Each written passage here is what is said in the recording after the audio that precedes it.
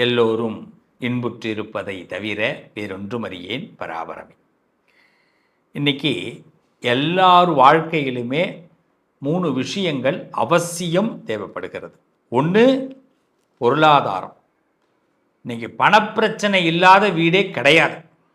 பணம் தான் தீர்மானிக்குது நிம்மதியை. நம்ம நிம்மதியை யார் தீர்மானிக்கிறா? பணம். இந்த பணம் எல்லாருக்கும் அவசியம். யாராவது பணம் வேணான்னு சொல்ல முடியுமா? எங்கே போனாலும் பணம் தேவை. பணம் இல்லைன்னு சொல்லவே முடியாது, பணம் வேண்டான்னு சொல்லவே முடியாது நம்மளால். அப்போ பணத்தை ஒன்றும் நம்ம அவசியம் எடுத்து தான் ஆகும். ரைட். ரெண்டாவது, வீடு வேணும். ஒரு வீடு இருந்தால் நல்லா இருக்கும்ல. எத்தனை பேருக்கு அந்த வீட்டு கனவு இருக்குது தெரியுமா? வாடகை வீட்டிலேயே எத்தனை பேர் இருக்கிறோம். வாடகை வீடு, அதாவது வீடு கட்டினாலும் அந்த வீட்டில் குடி போக முடியாமல் இருக்கிறவங்க எத்தனை பேர். வீடு கட்டி குடி போனாலும் அந்த வீட்டில் ஒரு நல்ல காரியம் பண்ண முடியாமல் இருக்கிறவங்க எத்தனை பேர். அந்த வீடு பேசாமல் இருக்கும். அப்போ அது எவ்வளோ வருத்தமாக இருக்கும். மூணாவது, வேலை, தொழில். ஒரு ஸ்திரத்தன்மை இல்லாத தொழில். நமக்கு வேலை இருக்குங்க, ஆனால் ஒரு ஸ்திரமாக இல்லைங்க, மாறிக்கிட்டே இருக்கிறோம். எனக்கு ஒரு சரியான ஜாப் அமைய மாட்டேங்குது. இந்த 3 நம்ம வாழ்க்கையில் பெரிய மன உளைச்சலை ஏற்படுத்தும். இதுக்கு அடுத்தது கல்யாணம், குழந்தை. இது எப்பயுமே மன உளைச்சல், அது வேறு விஷயம். இது மெயின் 3 இது எடுத்துக்கிறோம். இது சில ராசிகளுக்கு படாத பாடுபடுத்துது. சில ராசிகளை நிம்மதி இல்லாமல் விடுறது இந்த 3 பிரச்சனை. பணப்பிரச்சனை, வேலை பிரச்சனை, தொழில் பிரச்சனை, வீடு பிரச்சனை. வீட்டுனால மன நிம்மதி போனவங்க நிறைய பேர் இருக்கிறாங்க. சொந்த வீடை கட்டிட்டு உள்ளே உட்காந்துருப்பாங்க, வசீகரமே இருக்காது, பேய் பங்களா மாதிரி இருக்குது சார் அப்படின்வாங்க. பின்ன என்னத்துக்கு வீடு கட்டினேன்னு தெரியல, வீடு கட்டினதுலேருந்து கஷ்டம் சார் அப்படின்வாங்க. ரொம்ப வருத்தமாக இருக்கும் இந்த வார்த்தைகள்லாம் கேட்கும்போது. ஆனால் அது உண்மையாக இருக்கும். அவங்க ஒன்றும் யாரும் பொய்யா சொல்லலை, உண்மையாக அவங்க அந்த மனக்குமுறல். அப்போ இதுக்கு என்ன காரணம்? எந்தெந்த ராசிக்கு இந்த பிரச்சனைகள் இருக்கும், இதுக்கு என்ன காரணம்? முதல்ல பிரச்சனையை பார்ப்போம், அப்புறமா எந்த ராசிங்கிறத பார்ப்போம். முதல்ல, ஒரு வீட்டில் சரியாக பணம் அமையலை, பணம் தங்கலை, பணம் நிறைய செலவாகுது, பணமே வரலை அப்படின்னா வீட்டுடைய வாஸ்து சரியில்லைன்னு அர்த்தம். ஃபஸ்ட்டு வாஸ்து சரியாக இருக்கணும். வீட்டில் எக்கோ நிறைய கேட்குதான்னு ஃபஸ்ட்டு செக் பண்ணணும். வீடு வாஸ்து சரியாக இருக்கா? ஒன்று. ரெண்டாவது, நம்ம எல்லாருமே சரியான நேரங்களை செலவு பண்ணுறோமா? செலவு பண்ணுறது வேற, பணம். நேரத்தை சரியாக செலவு பண்ணுறோமா? 24 hours ஒவ்வொருத்தவங்க கையிலையும் இருக்குது. கையில் என்ன இருக்குது? 24 மணி நேரம் இருக்குது. இந்த 24 மணி நேரத்தில் இப்படி ஒன்று ஒன்றா விட்டால் கூட, புரியுதுங்களா, எத்தனை மணி நேரம் நமக்கு? நம்ம இப்போ 1 மணி நேரத்தில் என்ன வேலை பார்த்தோம், அடுத்த மணி நேரம் என்ன வேலை பார்த்தோம்.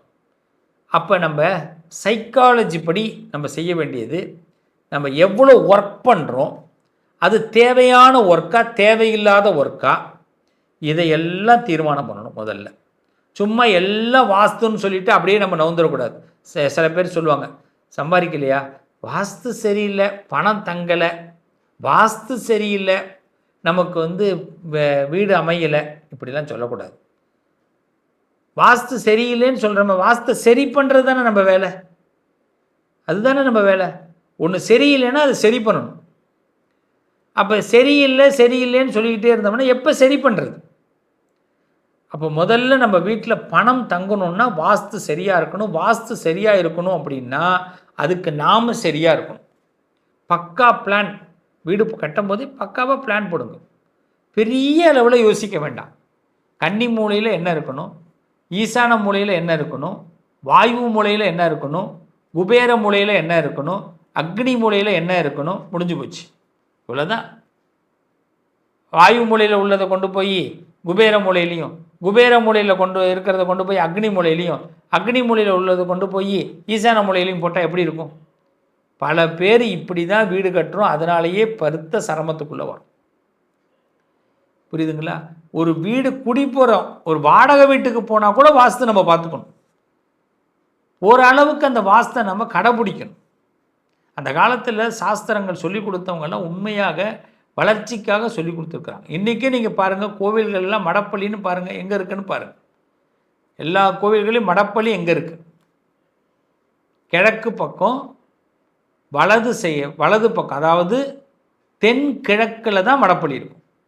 கோவிலுக்கு இருக்குல்ல, வீடுனாலும் அப்படி தான்.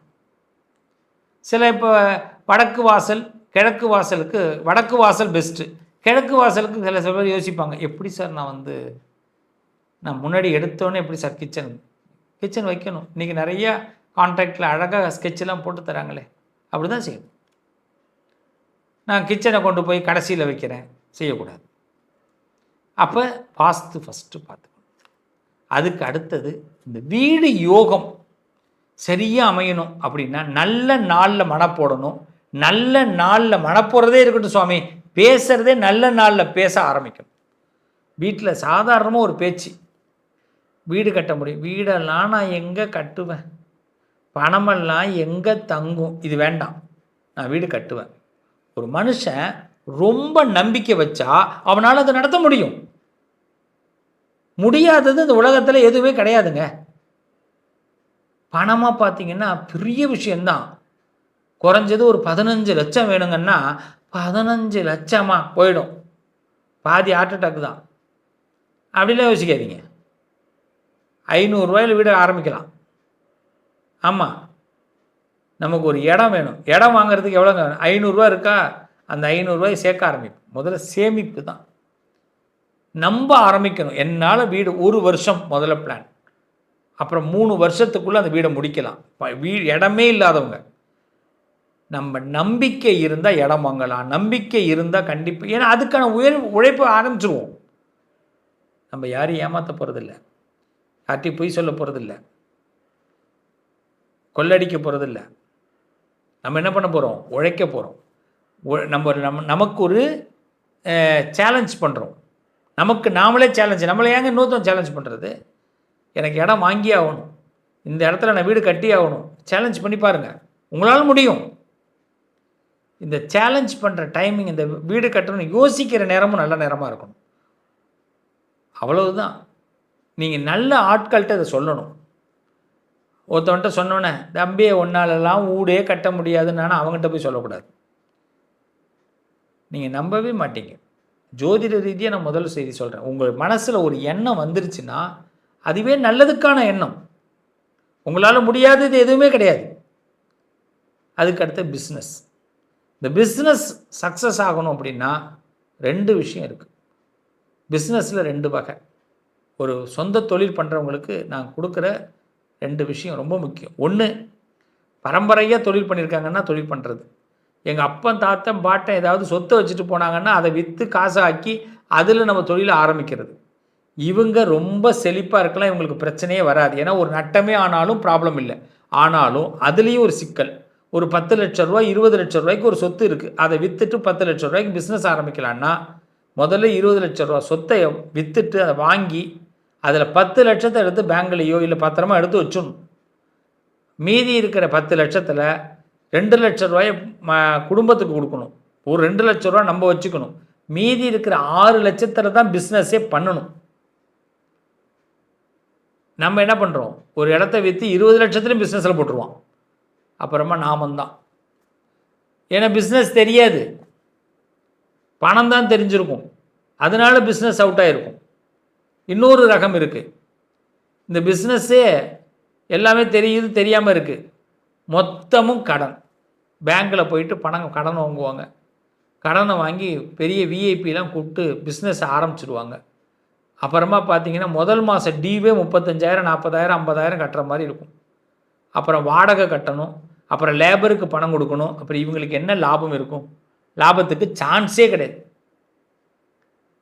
அது மாதிரி பிஸ்னஸ் பண்ணுறவங்க நட்டத்தை சீக்கிரமாக இழுத்து பூட்டிடுறாங்க. அப்போ பிஸ்னஸ் ஆரம்பிக்கிறதுக்கு முன்னாடி நம்ம ஜாதகத்தில் பிஸ்னஸுக்கான வேல்யூ இருக்கா, எந்த நேரம் இருக்குது, நமக்கு என்ன தெரியும், இதை முதல்ல தெரிஞ்சுக்கணும். நமக்கு தெரிஞ்சால் மட்டுமே ஒரு பிஸ்னஸ். தெரியாத பிஸ்னஸ்க்குள்ளே போகாதீங்க. அடுத்தது வேலை. இந்த வேலை ஏன் நமக்கு அமைய மாட்டேங்குது, தொடர்ந்து பிரச்சனைகளை கொடுத்துக்கிட்டே இருக்குது அப்படின்னா, நமக்கு ஜாதக ரீதியாக 10வது இடம் 2வது இடம் சாதகமாக இல்லைன்னா நமக்கு டவுன் ஆகிட்டே இருக்கும்.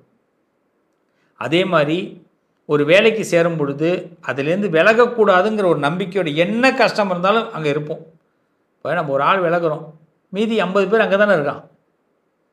பிரச்சனை வரதான் செய்யும். ஒரு பள்ளிக்கூடம்னா ஒரு பிரச்சனை இருக்கும், வீடுனா ஒரு பிரச்சனை இருக்கும், வேலைன்னா பிரச்சனை இருக்கும். அதுக்காக வேலையை விட்டு வந்துட முடியாது. இப்படி நம்ம திடீர்னு வேலையை விட்டு நம்ம வர்றதில் தான் பிரச்சனையே ஆரம்பிக்கும். அப்போ நம்ம என்ன பண்ணணும், அங்கே பிரச்சனைக்கு என்ன காரணம் தெரிஞ்சுக்கிட்டு அதை எக்ஸ்பீரியன்ஸ் ஆக்கி நமக்கு தகுதியை உயர்த்திக்கிட்டு அடுத்த வேலைக்கு போனோம்னா நல்ல வெற்றி அடையலாம். இதெல்லாம் யாருக்கெல்லாங்க இந்த பிரச்சனை அதிகமாக இருக்கும் அப்படின்னு கேட்டால், ரொம்ப சிம்பிளாக சொல்கிறேன். இந்த வீடு சம்மந்தமான பிரச்சனைகள், வீட்டில் சில பேருக்கு செய்வன பிரச்சனைன்னு சொல்லுவாங்க. சில வாஸ்து குளறுபடியினால் செய்வனைகள் அட்டாக் ஆகிறது. யாராவது ஒருத்தவங்க நம்ம கண் திருஷ்டிலாம் ஈஸியாக சில வீட்டுக்கு போய் செட் ஆகிடும். சில பிஸ்னஸ் மேனுக்கெலாம் ஈஸியாக போய் கண் திருஷ்டி அமையும். ஏன்னா இவங்க சரியான டேட்டில் சில விஷயத்தை ஆரம்பிச்சிருக்க மாட்டாங்க, சரியான டேட்டில் பிளான் போட்டிருக்க மாட்டாங்க, சரியான பிளான் இல்லாமல் இருக்கும். அப்போ நம்ம முதல்ல செக் பண்ணுறது வீட்டோட சூழ்நிலைகள், நமக்கு ஜாதக ரீதியாக என்ன குழப்பம் இருக்குது, ஏதாவது அதில் கஷ்டம் இருக்கான்னு தெரிஞ்சுக்கிறது, இந்த தசாபுத்தி நல்லா இருக்கா, கிரகங்கள் நல்லா இருக்கான்னு தெரிஞ்சுக்கணும். அதுக்கப்புறம் தான் பரிகாரம், அதுக்கு பிறகு தான் ஸ்டெப் எடுக்கணும். எடுத்தோடனே பரிகாரம் பூஜை அதுக்குள்ளே போகக்கூடாது. சுவாமியை நம்பினா போதும், எல்லாம் நல்லாயிருக்கும். சரியான பிளான் போடுறவங்க தோற்று போகிறதே கிடையாது. பிளான் போடுறதுக்கு கொஞ்சம் டைம் எடுக்கும், கொஞ்சம் வெயிட் பண்ணணும். மன அமைதி அதுக்கு ரொம்ப தேவை. மனசு ரொம்ப அமைதியாக இருந்தால் தான் நல்ல முடிவே எடுக்க முடியும். இப்போ இந்த பிரச்சனைகள் எல்லாம் காரணம் பணம் தங்கலை, வீடு கட்டலை, வீடு சரியாக அமையலை, வேலை அமையலை, வேலை எனக்கு சரியாக இல்லை, தொழில் சரியாக இல்லைன்னா மன அமைதி இல்லாமல் நம்ம ஏதோ முடிவெடுத்துருக்குறோம். மன அமைதியாக நம்ம ஒரு முடிவெடுத்தால் நம்மளால் எல்லாத்துலையும் வின் பண்ண முடியும். இந்த மன அமைதி இல்லாமல் இருக்கிற சில ராசிகள் இவங்களை குழப்பிப்பாங்க, இதனால இழுத்து விட்டுக்கிறாங்க. யார் யார் அந்த ராசிக்காரர்கள், அவங்க தான் இப்போ கவனமாக இருக்கணும். யார் யார்னா, முதல் இடம் ரிஷப ராசி. இவங்க சில நேரங்களில் போய் எக்ஸஸாக மாட்டிக்கிட்டு அவங்களே ஃபீல் பண்ணுவாங்க. 2வது கடக ராசி, 3வது கன்னி ராசி, 4வது துலா ராசி, 5வது விருச்சக ராசி, 6வது மகர ராசி, 7வது கும்பராசி. இந்த ராசிக்காரர்கள் இவங்களே போய் காலை வச்சுருவாங்க. ஸோ இந்த ராசிக்காரர்கள் ரொம்ப கவனமாக இருங்க. உடனே மீதி இருக்கிற 5 ராசிக்காரர்களும் சூப்பர்னு நினைக்காதீங்க. இவங்க உங்கள் வீட்டில் இருந்தாங்கன்னா உங்களுக்கு அந்த 5 ராசிக்கு இது தொடரும். ஸோ அதனால் 12 ராசிக்காரர்களும் மன அமைதியாக இருக்கும்போது மட்டும் ஒரு முடிவெடுங்க. அவசரமாக எந்த முடிவு எடுக்காதீங்க. அது கல்யாணமாக இருக்கட்டும், வாழ்க்கையாக இருக்கட்டும், அவசரமே வேண்டாங்க. பிளான் பண்ணுங்கள், வெயிட் பண்ணுங்கள், சக்ஸஸ் பண்ணுங்கள். வாழ்த்துக்கள். மீண்டும் உங்களை அடுத்த பதிவில் சந்திக்கிறேன். அடுத்த பதிவு இதுக்கெல்லாம் விடையாக சில சொல்யூஷன் கொடுக்க போகிறோம். வெயிட் பண்ணுங்கள், நல்லது நடக்கும். உங்கள் அதிர்ஷ்டத்திற்கான தீர்வு: கல்வி, பதவி, யோகம், தொழில் வளர்ச்சி பெருக. ஜாதகம், வாஸ்து, திருமண பொருத்தம் பார்க்கவும், பிரசன்னம் கேட்கவும். Positive lion doctor Sivasri Manikanda Sivam. தொடர்பு கொள்ள வேண்டிய வாட்ஸ்அப் எண் 7904137178.